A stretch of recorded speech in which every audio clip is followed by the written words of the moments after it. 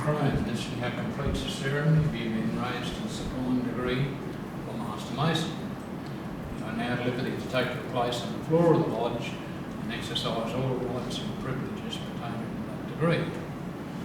First of all, a few little goodies for you. First being your Bible. We'll see, we'll talk about that a little bit later. And second, the ritual. When you go home tonight, you need to start at page 1 and probably go to at least page 20 or 30, and no doubt have some questions in the morning. So, it's a very big night for both of us, a very special night, and we'll have a little bit more to say about that when we later retire to the south for the festival. So congratulations, brother.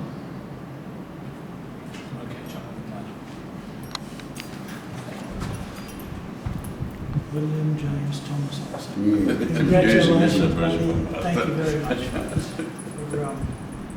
coming along and getting on board with Capricorn Lodge. Hopefully we can do it justice and make you proud. But, and thank you for your work tonight, mate. It's a great pleasure to do that. Trace on board with me and be my mentor for that. So, thanks, mate. It was all pleasure, my pleasure. Master.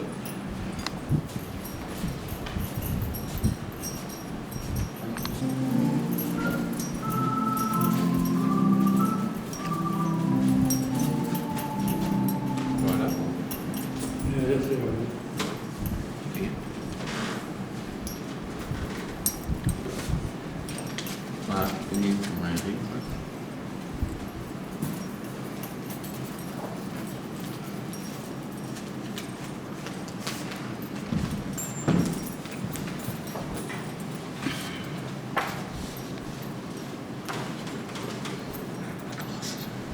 You haven't got it. Worshipful Brother Crone, I have great pleasure in presenting you with your Grand Lodge honours, being past Grand Standard Bearer in appreciation from the officers and brethren. of Capricorn Lodge.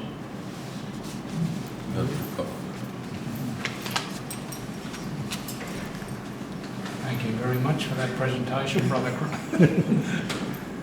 Also, I'd like to congratulate you. You most certainly deserve that elevation, as you've done a fair bit for Freemasonry, as well as outside in the community. And I most certainly congratulate you. And I thank you for presenting, mate. Thank you.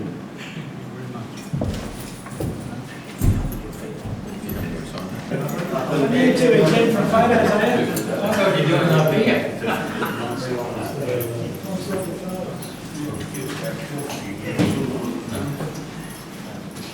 Do you want to read this as well, or I can take it? Okay. It's like being on a red carpet, mate. Okay. Thank you. Now, I think for the other ones. Michael, I would sign it. I'm not going to have to late.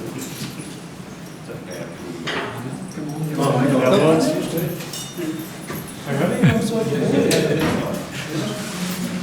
Okay. Yep. To me first. Looking this way. This one. Make sure it's good. And then Russell. And yeah, Russell.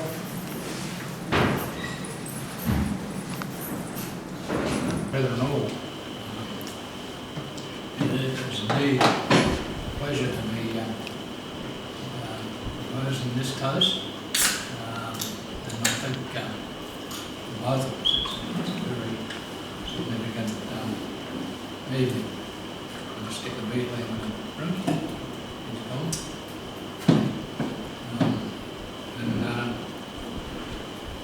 And it's also another reason for Mark to celebrate tonight. It's his birthday. I won't Kept that quiet. I won't tell you how old he is.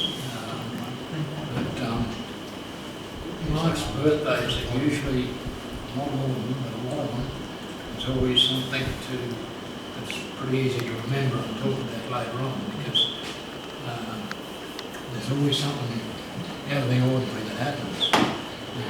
Right from when he was born, and I got the call to get to Mount Morgan, of course, in a hurry, because that's where, in those days, that's where all the wives had their babies, but for good reason, just so they could get the Mount Morgan on their birth certificate. And I was in Moranborough at the time, and there was a lot of rain around, and I'll never forget the trip. I had to go through flooded creeks and eventually got there. It took me about 6 hours to get to Mount Morgan when I got there. But I never ever thought, after 51 years, my birthday present to him would be to put an apron on him. But there you go, so that's another one. Better than that. Yeah. He did, it's been out of them for a while, so a few years. So it's a very moving occasion for me tonight, and I'm sure it is for Mark. And it marks now 3 generations. I don't know beyond my father, because in the old days you were never told much history. You were only told to speak when you were spoken to. My father's era, so my father was a Freemason in Mount Morgan for a while, and now this is the 3rd generation.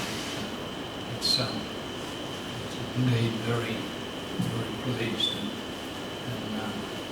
and I thought this day would always come. I didn't know when, because like a lot of the young fellas, by their work and that sort of thing, but as soon as he found himself clear to do it, it's on. Now, for a while, knowing what he's like, I wasn't really joking when I said in the morning I'll probably get a whole heap of questions, because I'm into that book straight away.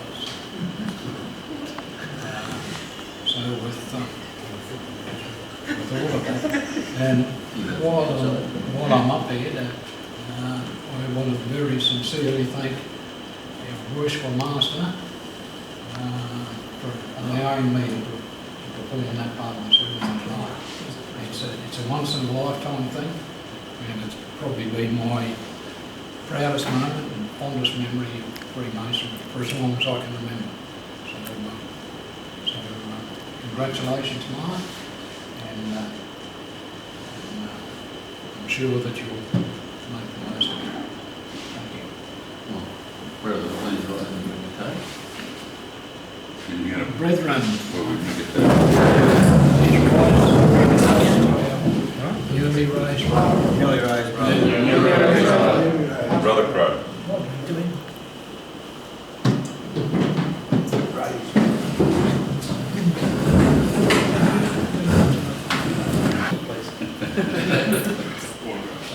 to my father and the brethren of the Crone Lodge, and yes, and the special guests. Thank you very much. It's great to see you here, and it's a very special night for me, and everyone that up tonight. I'm very grateful for, and thank you very much. So yes, I was forward and on from now with my Masonic journey, and I'm really looking forward to it. So thank you all.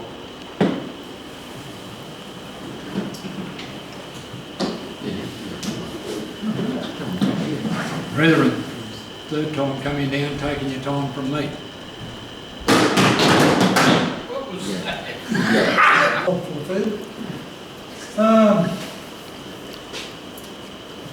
You are right, Kelman, once again.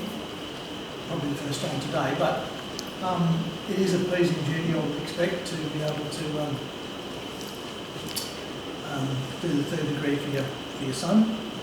He was a good candidate, but I'll have that privilege later on in another couple of months. But we wouldn't let a chance like that go past if it ever came to fruition anyway. So to give that privilege to you was a no-brainer.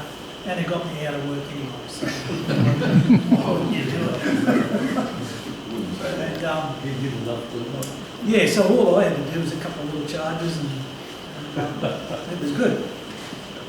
And I really did enjoy tonight, sitting in that past master's chair. I've never sat there before. I've bloody gone from the master straight into work or whatever. So a past master's chair is a pretty damn good chair. I always say that the junior warden's chair is the best chair in the lodge room. But I tell you what, that's not a bad chair either. But yeah, for tonight, Kel, the little raising, we tried to keep it quiet. There was only a couple of people, or all the people that the signatories on the document, and then when it came through, but that's in recognition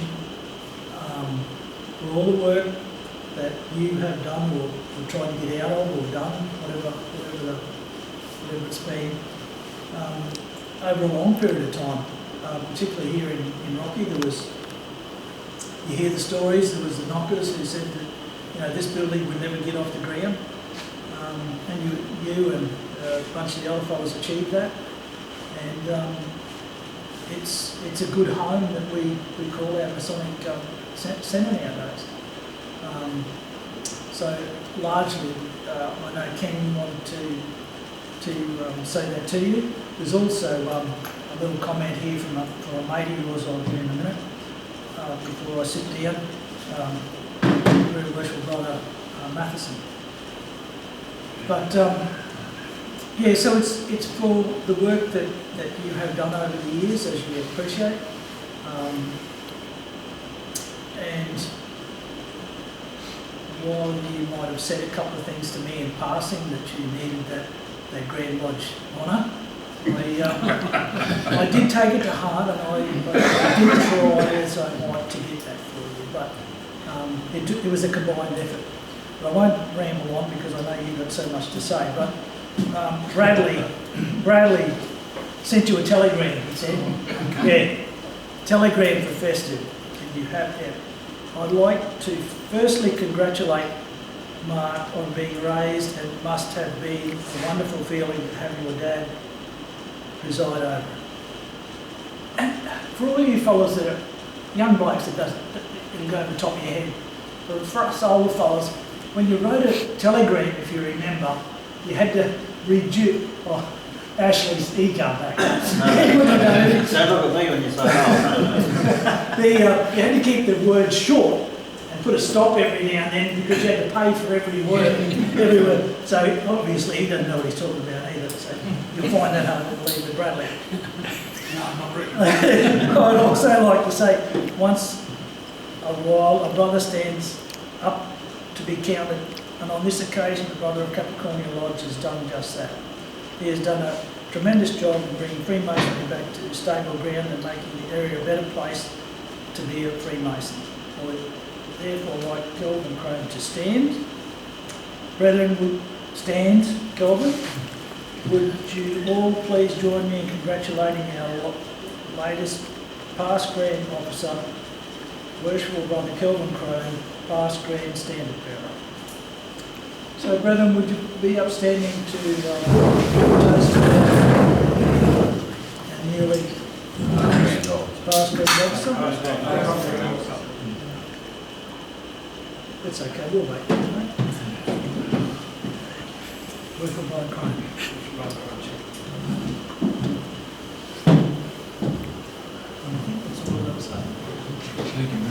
I think you're on. Worshipful Master, and right worshipful, very worshipful brethren all. Again, I'm truly grateful. I'm honoured to get the be made what is it? Past Grand Officer. Past Grand Officer. Select few, mate. When I said I didn't know a little bit about it, like you're a great bunch of blokes, but if ever I changed my profession and went into bank robbing, I wouldn't get used to to hold it. Because Leak like a secret. many months ago, there was a bit of paper getting round around everyone, and it sort of went straight past me. And I thought, okay, there's something going on, and I know I get a bit cranky at times, so I thought they've finally had enough, and they're gonna dog me into the Grandmaster or something. But that wouldn't work, because the Grandmaster's best mate's Brian. And I would have just got Brian to give him a ring, sort these ways out. I did just that. As I say, the Mount Morgans are more efficient at finding out things that are happening than the mafia. So there's always someone that's got the oil on someone, and I'll tell you something, and I won't mention any names, but some time back, someone at Mount Morgan sort of congratulated me on yeah, so there you go. So again, I thought, oh, we'll just wait and see when this happens, what it's all about. And then all I had to do last few weeks ago was read the last Grand Lodge communication. That's it. And I always read it just to see where they're spending our capitation fees. See if it knows it. And I noticed my name, so I thought, oh, this is what's going on. So I've been baiting a few years up for the last few days to say something, but just haven't got to the point. So as I say, and there's a thing with, you know, when it says, you're talking about secrets and all that, secrets aren't only what you say, what you talk about, it's the way you do things. And I could see you just prowling around, and I knew straight away you're up to something. So I didn't know when it was coming, but I thought it was something that was in on you. So you'll have to pick up your game there when you, for the next one. You'll have to get someone that's a bit experienced with this to teach us how to go about it. And then I might let you rob a bank with me. We'll see how. We knew over a month ago. Hey? We knew over a month ago. So did I. Yeah, okay, well, that's, yeah, once again, thank you very much. Cal, we have to talk about this one. Well, now this is the other thing, there's a big story about this gal. Can we run the raffle while we're doing that? No. This is takes everybody's attention. No, we want no interruptions here. Yeah, okay. The last on lodge meeting, myself and Wyatt, the offsider, had to go, unfortunately. Went into the lodge room, and all of a sudden there's a big panic. The travelling adults not on the secretary's desk, and I didn't really. I think you're playing a little bit loosely with the truth here. I think so. We had a couple of plans here, and me and Wyatt decided we're going hard, and then we thought, no, we'll be a bit sympathetic towards us. Well, on the way home, and anyhow, there was a mad panic before we were get it there. To be honest with you, I didn't even notice it. I was too worried about this all covered. Then when we got into the festival room, right or wrong, right worshipful brother Olsen wanted to unload it, to get it off his hands and give it away at any price. And a little bit suspicious, but we did. Well, I said that on the way home, and thought it was all about, it was that much worry and responsibility you had in that cow, that he just wanted to get rid of it. So we said, we'll be kind to Ron and just give it the benefit of the doubt. Until I got home and that night, read the rules. Found out there that there was a couple of instances in the past when we tried to claim it, and some obscure rule was brought out that we didn't get over. So, and those rules weren't in it. They weren't. So then we find that maybe, just maybe, Brother Olsen just wanted to unload it because the heat was coming on him to get rid of it. So, because he knew his game was up. So. And I thought back and thought, he wouldn't do that, but I remembered a long time ago when us Mount Morgan lads used to get a bit cranky about weekends when a car load of bloody sod busters from Rome would come up and try and get onto their bloody organ shields. And, that's the way they operate. So we're not worried about it now because they wouldn't stand a chance. You just got to look at that. But, anyhow, we decided, we talked Who are you about... talking about, the girls or us? All of the above. But anyhow, in the meantime, I can talk a little bit with Ashley, and there's the rules. We think there needs to be a few more rules in there and updated. I've got a few ideas and Ashley talk about it, but I think it's an opportunity now to for the lodges to have a think about what they would like included in the rules and get it in there before we get going again, because travelling gavel, for it to be working properly, doing this job, it needs to be in a different lodge every month. So it is travelling instead of hanging off there. And there's a few things I think maybe the numbers, just my thoughts, the number of people that are keen to take it away should be dropped a little bit. Grab the rules. So what I propose tonight, again, I didn't say, because Capricornia basically saying, I'm going to do something about that gavel. So it was time when you done something about it. So again, we kept that. That's how you keep a secret. You didn't know about that, did you? You didn't know about it, even though I was on the approved notice. So you don't only not read the quarterly communications, at times you don't read the other lodge notices. So that's it. But, what we propose to do is break the rules tonight and not put it on the secretary's desk, but to bring it out here so your parent can take it home. It's after all the way with the original instigators of it. And it will probably be with the updated rules that down at your parent at their next meeting. And we can all go down there then and try and get it back off. That's the thoughts on the travelling gavel. So hopefully it does start travelling.